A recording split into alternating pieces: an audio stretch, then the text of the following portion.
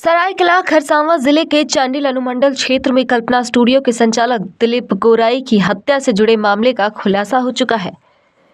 Police ने मामले का उद्भेदन किया है और बताया कि दिलीप गोराई की हत्या के पीछे उसकी पहली पत्नी के बेटे राकेश गोराई का हाथ था। राकेश गोराई ने अपने रिश्तेदार सुमित सोलंकी को 65,000 रुपए की सुपारी दी थी ताकि वह दिलीप गोराई की हत्या कर सके। सुमित सोलंकी और उसके साथी कैलाश कर्मकार ने 13 जनवरी 2025 को कल्पना स्टूडियो में दिलीप गोराई की हत्या कर दी थी। हत्या के बाद पुलिस ने राकेश गोराई, सुमित सोलंकी और कैलाश कर्मकार को गिरफ्तार कर लिया है।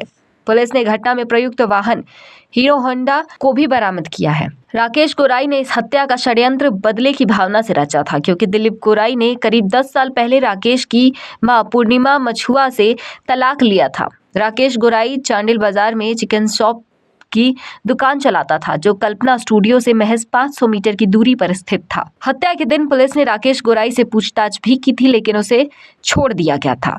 दिलीप गोराई की दूसरी पत्नी वीना गोराई ने न्याय की मांग की है और कहा कि दिलीप गोराई के हत्यारों को सजा दिलवाने के लिए उच्च न्यायालय से लेकर सुप्रीम कोर्ट तक जाएंगे। परिवार के सदस्य पूरी तरह से न्याय की उम्मीद रखते हैं और किसी भी कीमत पर चुप नहीं बैठने का संकल्प लिया है। जो मारा, हम उसको सजा होना चाहिए, उनका सजा होना चाहिए, जल्द से जल्द सजा होना चाहिए। मेरा पति के जो मारा, मैंने जो मारा है, जो मारा है, सजा होना चाहिए।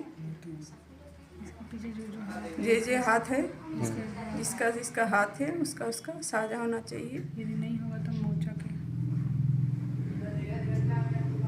पीछे जैसे सुनने में आ रहा है, वैसा तो उनकी पहली बीवी और उनका बेटा का हाथ है। जो भी हाथ है उतना, जो भी इन्वॉल्व है, बस मेरे को उन लोग को सज़ा होना चाहिए जल्द से जल्द, जितना जल्दी हो सके। पुलिस को कार्रवाई करके पूरा जस्टिस दिलाना चाहिए मेरे पापा को।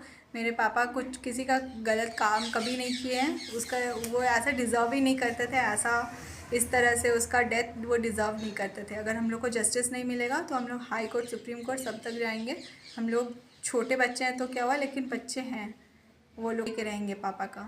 जिस दिन पापा का हत्या हुआ, उस दिन मैं फर्स्ट फ्लोर पे, हम लोग ऊपर फर्स्ट फ्लोर में रहते हैं, नीचे पापा दुकान में काम कर रहे थे, जैसे नॉर्मली करते हैं। पापा नीचे शायद फ़ोटो खींच रहे होंगे और मेरे को बहुत ज़ोर का आवाज़ आया, बट मेरे को वो नहीं पता था कि वो सूट का आवाज़ था।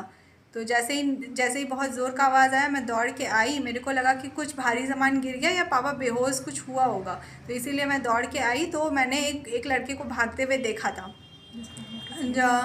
जिसका फ़ोटो शायद पापा का कैमरा में मिल चुका है सबको।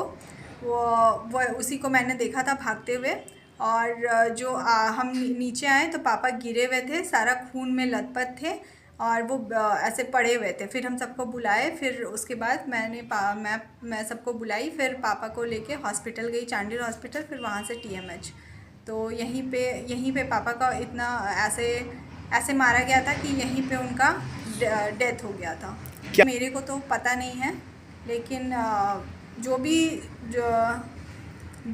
जैसे यहाँ पे जैसे न्यूज़ में आ रहा है फर्स्ट वाइफ, बस वही उसी पे शक है हम लोग का। उसका पूरा फैमिली यही करवा सकता है, जबकि पापा का और उसका डिवोर्स हो चुका था बहुत साल पहले, सेटलमेंट हो चुका था। हम लोग 10 लाख रुपया भी दिए थे और सारा सेटलमेंट हो चुका था 2011 में। और कोर्ट में सारा सेटलमेंट हो चुका था। पैसा वैसा दे के सारा पेपर्स में सारा चीज़ सेटलमेंट हो गया था। लेकिन भी उसके बावजूद भी इतने दिन बाद भी वही लोग मार दिया पापा को। क्या नाम है आपका? मेरा नाम है स्वर्णा गोराई। मैं बड़ी बेटी हूँ दिलीप गोराई की। चांडिल थाना अंतर्गत एक घटना घटी थी, जिसमें कल्पना स्टूडियो के मालिक दिलीप गोराई को नृशंस हत्या कर दी थी। इसके लिए हत्या होने के बाद पुलिस अधीक्षक महोदय के द्वारा एक टीम का गठन किया गया, जिसमें हमारे सब इंस्पेक्टर थे, अजय कुमार पुलिस निरीक्षक, डिल्सन बिरुवा, संतन कुमार तिवारी, बजरंग कुमार महतो, विक्रमजीत पांडे, आलमचंद महतो, असलम अंसारी, सुमित तिर्की, अमित कुमार और राहुल कुमार। तो ये एक बड़ा टीम बना। उसके बाद काम के उद्भेदन की दिशा में हम लोग का काम करके काम उसके बाद हम लोग को 2-3 दिन लगा, पर सफलतापूर्वक हम काम को उद्भेदित किए, जिसमें कांड में मुख्य अभियुक्त के रूप में राकेश गुराई, जो मृतक दिलीप गुराई का पहली पत्नी पूर्णिमा गुराई का पुत्र है, जो घटना का मास्टरमाइंड है, जिन घटना के लिए उन्होंने साजिश किया और इसके लिए उन्होंने 65,000 रुपये का एक रकम तय किया और इसमें अपने एक रिश्तेदार भांजे को, जो सुमित कुमार सोलंकी है, उसको हायर किया, उसको बात किया। उसके बाद वो अपने एक सहयोगी कैलाश कर्मकार, जो मुख्यतः सुनारी थाना क्षेत्र का रहने वाला है, के सहयोग से ये हत्या को अंजाम दिया। सर इन लोगों ऐसा कोई आपराधिक इतिहास अभी तक तो नहीं मिला है, चूँकि राह से भटक चुके थे लड़के, तो अभी ये लोग ये घटना को अंजाम दिए हैं। अब हम लोग को न्यायिक हिरासत में भेज रहे हैं। का जो शूटर है सर वो